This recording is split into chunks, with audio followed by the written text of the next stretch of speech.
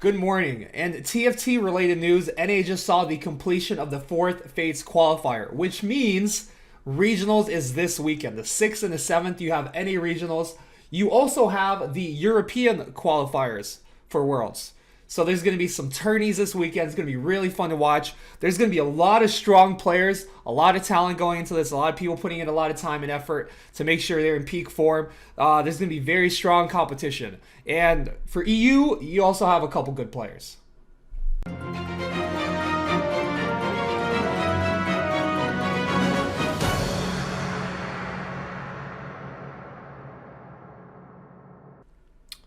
Hello and welcome to the morning meta report. 11.5 patch just dropped. Overall, the meta is not too different. The tempo is going to be a little different, but overall the comps are the same. Your stage 2 and 3 might be more aggressive with players rolling down more, especially in North America. The early boards are much stronger, so you can't lose too much health. This automatically brings fortune down. But the changes to the 7 odds for Chosen means people won't be spiking as hard with random 4-cost Chosens, which overall, not too shabby. This is what the meta is looking like. The comps list is pretty much the same. We have a couple things that are a little different, but more or less it's the same meta. In S tier, we have, Slayers, Tryndamere, Olaf, Samira, very strong comps. Samira too, with Deathblade, Last Whisper, IE, GA, QSS, things like that. Probably your highest comp you're going to get. Legendaries are very strong. They buffed Yone. Lee Sin's very strong. Zillion's insane. Swain is insane. Overall, you just want to upgrade your board to 4 and 5 costs, as it should be. A little lower, we have Kale. The standard, the classic, the tried and true comp. This comp is insane. It does very well into just about everything. You need to hit it. You want to play this from a good spot. You don't want to play this comp from behind, but if you hit it, it's very nice. Sivir, Sharpshooter, Cultist. The thing with Sivir is it's a comp that you roll for at 7. It stabilizes you at 7. There's a chance that as the meta develops, we're going to see more and more of this because you're not spiking as hard as 7. People aren't getting their chosen 4 costs. So 3 costs have a much longer lifespan. Sivir, Fable, Nico, you have things like Brawlers, which Burt did really well with in Tourney. These 3-cost carries are very strong and they're a very viable win comp if you 3-star the units. Moving a little lower, we have some other comps. We have Talon. I think Talon's very strong. It's not, you need kind of specific items or you're going to fall behind. You want to play this comp from ahead, kind of like Kale, but it's very good. You have Morg, you have Talon, insane comp.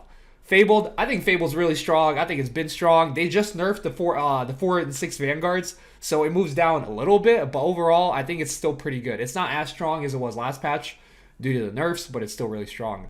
Mage, I think Mage received a power-up. They buffed Veigar and Lulu, and they did nerf the Aesol second cast, but honestly, it's still really strong. Having 2 better units means you have a much better mid-game. The late game's still very strong. Annie's still very strong. Stoneplate's still really good. That was recently buffed. I think Mage is insane. You can play 5. You can play 7. You can play 9. You can play 12. You can play Elderwood variants. You just play whatever. You just want to have Aesol, and you're good to go. And whatever else you hit, you just play it.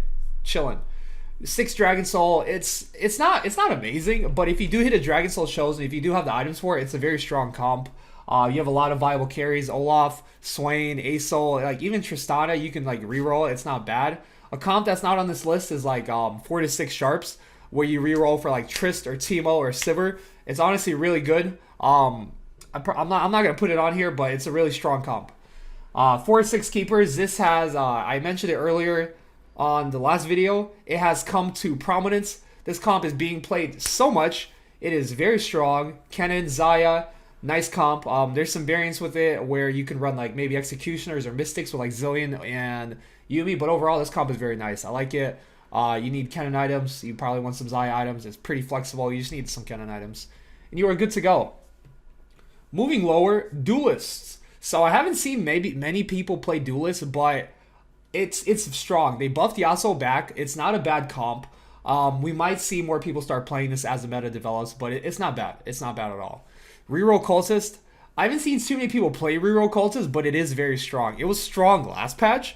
The issue is you don't natural usually. You only play it when you just natural a bunch of the Cultist units.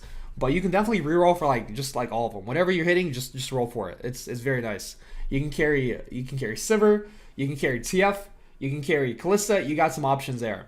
And then we have some question mark comps. All these comps can work. Brawlers, obviously, brawlers are very strong. You need to hit it early. You need that Shyvana. It falls off late game, but if you hit it early, you save a lot of health. You can go level 9 with a lot of health, and you are good to go. Okay, Zed and Ninjas, I think these comps suck, but they can work. You just have to hit them like super early. You gotta like high roll out of your mind, but they can work. If you try to force it, you're gonna go 8th, so keep that in mind. Warlords, they buffed Nilly, so, Nilly's actually like a pretty good unit now.